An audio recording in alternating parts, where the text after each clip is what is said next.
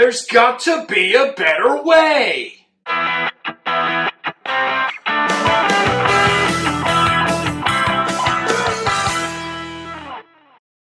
So here are some cool things you can do with canned responses.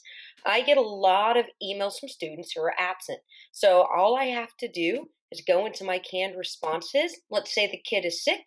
I'm going to insert my absent student sick email and I can fire that off to them.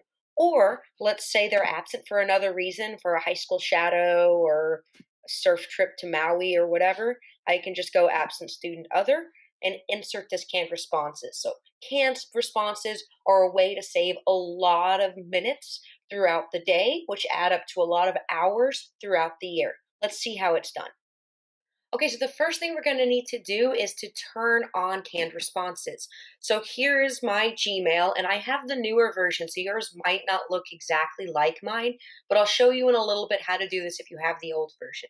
So it's really easy. You're going to come up to this cog right here, click on Settings. And in the new version, we're going to click on Advanced. The old version is a little different, and again, I'll show you that in a minute. We want to go down to Canned Responses, Templates, and enable that.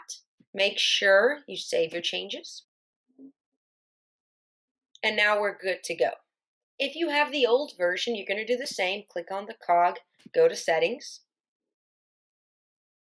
Here you're going to go to Labs. From Labs, we can enable canned responses. Remember again to save your changes and you're good to go. So now we're going to check to make sure you have canned responses properly enabled. So we'll go over to Compose, and this is the same no matter which version of Gmail you have. You'll go down to these three dots. Actually, on the old version, I think it's an arrow, but it's located down here just the same. You'll come up to canned responses. This lets me know that I have enabled them correctly. Now you might be tempted to click on new canned response, but we don't need that yet. So we'll just click off this. And now we're ready to compose our first canned response. So again, we have a new message open. We don't need to worry about a recipient right now because this is a thing we're going to save to send to many different people later. And we don't have to worry about the subject right now either. And I'll talk to you about the subject in a little bit. So here we're just going to write out our canned response, a message that we end up sending to a lot of different people at different times. I'm going to pretend that I'm sick a lot. So I'm going to compose a calling in sick email. Your supervisor will not be at work today because I have the plague again. Remember, it's for a message I send a lot. So I get sick with the plague a lot. I'm responsible. So I'm going to leave emergency subplans. Now, you might have an email signature, which I typically do, but we don't want your email signature to show up in the canned message. So if when you compose your email signature automatically comes up, go ahead and erase that. All you want in the canned message is the message that you would have been typing otherwise.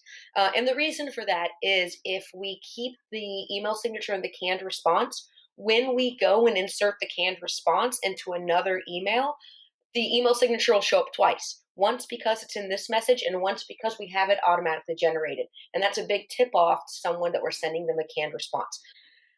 I'm pretty happy with that. That's what I want. Now I'm going to go back down here to my menu. I'm going to go back to canned responses. Now I'm going to click new canned response. This is saving it. We want to name our canned response. So I'm going to name mine sick with the plague. Here's a bit of a warning about your title for your canned response is that every time you use it, it does become your subject line if you're using it for a new message. So make sure that this is something that you're comfortable having as your subject line, and then that's one less thing you have to type. The caveat to this is if you're replying to a message with your canned response like I do with absent students, it doesn't change the subject line to my title. It's just reply to whatever message they have. Click OK. And now I have my canned response. I could go ahead and send this to my supervisor, or I feel the plague coming on and I'm not sure I need to call in yet, so I can just close that out.